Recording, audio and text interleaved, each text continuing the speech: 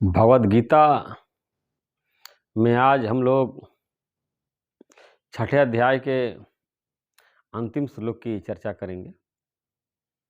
ये बहुत ही महत्वपूर्ण श्लोक है और इसमें भगवान बता रहे हैं कि उनके मत में क्या श्रेष्ठ है। ज्ञान श्रेष्ठ है, कर्म श्रेष्ठ है, तपस्या श्रेष्ठ है, शास्त्र का ज्ञान श्रेष्ठ है या कुछ और श्रेष्ठ है। तो ये भगवद गीता के छठे अध्याय का 47 नंबर श्लोक इस प्रकार है। संपूर्ण योगियों में भी जो श्रद्धावान योगी मुझ में लगे हुए अंतरात्मा से मुझको निरंतर भजता है, वह योगी मुझे परम श्रेष्ठ मान्य है। यहाँ भगवान बता रहे हैं कि वो परम श्रेष्ठ है। तो जितने भी योगी है, संपूर्ण योगियों की बात कर रहे हैं, उसमें ज्ञान योगी हो गए, कर्म योगी हो गए, राज योगी हो गए। अब ज्ञान योगी और कर्म योगी और राज योगी के विषय में अलग अलग यहाँ विस्तार से चर्चा करना ठीक नहीं है, क्योंकि उसके संबंध में हम पिछले ही वीडियो में काफ़ी चर्चा कर चुके हैं।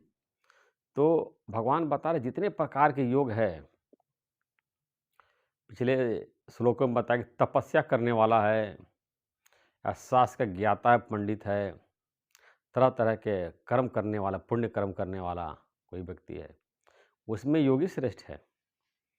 भगवान ने उसको योगी को श्रेष्ठ माना है जो परमात्मा से योग स्थापित करता है, आत्मा को परमात्मा से एकत्व स्थापित करने की कोशिश करता है, एकता प्राप्त करने की कोशिश करता है, और जो अपना अलग अस्तित्व बना करके बैठा है, अहंकार, देह अभिमान या मैं, उसको समाप्त करके मैं कुछ नहीं हूँ, बी नथिंग, शरीर और संसार करके मैं कुछ नहीं हूँ, और अपने आत्मा को परमात्मा से एकता स्थापित करने की कोशिश करता है या प्राप्त कर लेता है, उसको योगी बोलते हैं। और आपको हम जानकारी के लिए बता दें कि आत्मा और परमात्मा की एकता को ही महायोग बोलते हैं। आत्मा और परमात्मा की जो एकता प्राप्त कर लिया, वो योगी नहीं, उसको महायोगी बोलते हैं। महायोग प्राप्त कर लिया यानी कि जो पूरे संसार का जो परमात्मा है, निराकार शक्ति है, जो पूरे जड़ चेतन में व्याप्त है, उससे आपने अपना संबंध स्थापित कर लिया, एकता स्थापित कर लिया, योग प्राप्त कर लिया। यह योग ही महायोग होता है और उसी को महायोगी बोलते हैं। शंकर भगवान कैलाश पर्वत पर बैठ करके उस विराट परमात्मा से अपना योग स्थापित करते हैं, ध्यान करते हैं, इसीलिए उनको महायोगी कहा जाता है। भगवान विष्णु क्षीर सागर में बैठ करके उस परमात्मा का ध्यान करते हैं, योग स्थापित करते हैं, उनको महायोगी कहा जाता है। और कोई भी अपने आत्मा का परमात्मा से योग स्थापित कर लेता है, उसको महायोगी बोलते हैं। लेकिन यहाँ बता रहे हैं कि उन योगियों में जो तरह तरह के योगी हैं, बता रहे हैं कि जो अंतरात्मा से मुझको निरंतर भजता है, दिखावटी नहीं, आत्मा से, मन से परमात्मा का जो लगातार स्मरण करता है, सिमरन करता रहता, भजता रहता है, भगवान उसकी बात कर रहे हैं। दिखावे की भक्ति नहीं कि बाहर से खूब वेशभूषा बना लेते हैं और बोलते हैं कि मैं भगवान का भक्त हूँ, और मन में उनकी दूसरी अभिलाषा होती है, या कह लीजिए कि धर्म को वो व्यापार बनाए हुए हैं, भगवान का नाम लेते हैं जिससे उनको कुछ अर्थ की प्राप्ति हो जाए, कुछ वो जो है आर्थिक संपन्नता को प्राप्त कर लें, शिष्य बढ़ जाएं, समाज में मान सम्मान बढ़ जाए, या आजीविका का साधन बना लेते हैं और राम राम बोलते हैं। एक श्रद्धा से जो ईश्वर के अंदर भक्ति होती है, श्रद्धा होती है, ईश्वर को प्राप्त करना चाहता है, ईश्वर से एकता स्थापित करना चाहता है, उसकी भगवान बात करें। आत्मा से निरंतर परमात्मा का भजन करता रहता है, याद करता रहता, सुमिरन करता रहता है। भगवान ने बताया परम श्रेष्ठ हमको मान्य है। ब्रह्मसूत्र में भी आया है, वेद व्यास जी ने लिखा है कि सारे धर्मों में जितने भी धर्म बताए हैं, जितने भी सिद्धांत हैं, जितने मत मतांतर हैं, उसमें ईश्वर का भक्ति विषयक धर्म ही सबसे बड़ा श्रेष्ठ है। क्योंकि जितने भी साधन हैं, सिद्धांत हैं, उसके शुरुआत में जो उसका उद्देश्य होता है ईश्वर की प्राप्ति करना, और अभ्यास काल में भी ईश्वर की प्राप्ति करना ही उद्देश्य रहता है, और अंत काल में हम ईश्वर की ही प्राप्ति करते हैं। ज्ञान योग भी हमको परमात्मा तक ही ले जाता है, कर्मयोग हमको परमात्मा तक ले जाता है, और ध्यान के द्वारा हम परमात्मा तक पहुँचते हैं, और भक्ति के द्वारा हम जो है परमात्मा तक पहुँचते हैं। लेकिन केवल ज्ञान हमारे अंदर है कि बहुत बड़े ज्ञानी हैं, पंडित हैं, विद्वान हैं, या बहुत हम पुण्य कर्म करते हैं, बहुत हम सेवा करते हैं, समाज सेवक हैं, हम तो बहुत ही धार्मिक कार्य करते हैं, कर्मयोग हैं, बहुत हम कर्म कांड करते हैं, देश और समाज की सेवा करते हैं, तो उसमें ईगो आ जाता है, अहंकार आ जाता है, ज्ञानी का अभिमान आ जाता है, बहुत बड़े वो सेवा कार्य करने का अभिमान आ जाता है। लेकिन भक्ति करने से, ईश्वर का ध्यान करने से, भजन करने से हमारे अंदर का अभिमान चला जाता है, अहंकार चला जाता है। जब तक हमारे अंदर भक्ति भाव नहीं आएगी, ईश्वर की भक्ति नहीं करेंगे, तब तक हमारे अंदर अहंकार नहीं जाएगा। अपनी अहंकार हम नहीं देख पाते हैं, हमको अपने अहंकार की जानकारी नहीं रहती है। जब हम ईश्वर की भक्ति करते हैं, तभी हमको जो है भगवान समय समय पे हमारी अहंकार हमको दिखला देते हैं, ये अहंकार है, इस अहंकार के कारण जो है तुम्हारा पतन हो सकता है, गड्ढे में गिर सकते हो। और अहंकार से हम बड़े नहीं होते। मज़े की बात यह है, जितना हमारा अहंकार बढ़ता है उतना हम छोटे होते चले जाते हैं, यानी कि अपने अस्तित्व से हम गिरते चले जाते हैं। जो हमारा वास्तविक स्वरूप है उसको भूलते चले जाते हैं, और शरीर का अभिमान बढ़ता चला जाता है, संसार का अभिमान बढ़ता चला जाता है। ईश्वर की भक्ति करने से हमारे अंदर से अभिमान खत्म हो जाता है।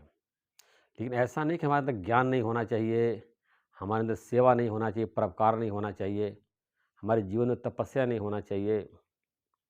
उसके साथ साथ हमारे अंदर भक्ति भी होनी चाहिए। केवल ज्ञान अगर हमारे अंदर रहेगा तो ज्ञान का अभिमान आ जाएगा, पंडिताई आ जाएगी, शास्त्र का व्याख्यान देने वाले बन जाएंगे, कथावाचक बन जाएंगे, सत्संगकर्ता बन जाएंगे, प्रवचनकर्ता बन जाएंगे, और ज्ञान का तर्क वितर्क करेंगे। लेकिन जब भक्ति हमारे अंदर आ जाएगी तो हमारी नम्रता आ जाएगी, सरलता आएगी, हमारे अंदर कपट चला जाएगा, अभिमान चला जाएगा, अंदर से विनम्रता आ जाएगी, और देह अभिमान हमारा चला जाएगा।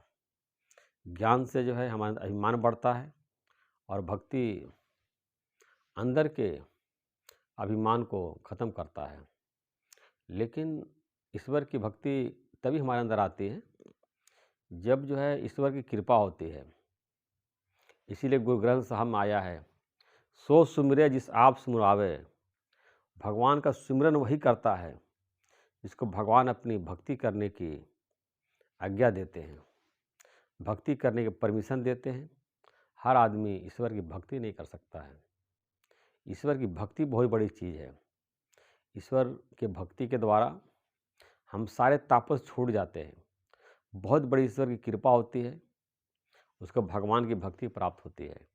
जब तक भगवान की कृपा नहीं होगी हम संसार में भटकते रहेंगे, और संसार माया को संग्रह करने की कोशिश करेंगे, इकट्ठा करेंगे, और अंत में जब मृत्यु निकट आएगा तो शरीर के साथ साथ हमारा सारा संसार के सारे धन जो है ये सब खत्म हो जाएंगे, नष्ट हो जाएंगे।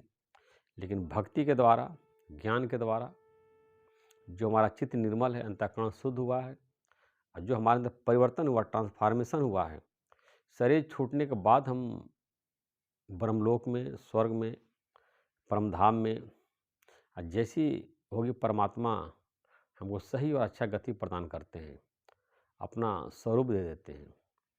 तो ये समझिए कि हमारे सनातन संस्कृति में, वेदों में भी सबसे श्रेष्ठ जो है भक्ति को ही बताया गया है।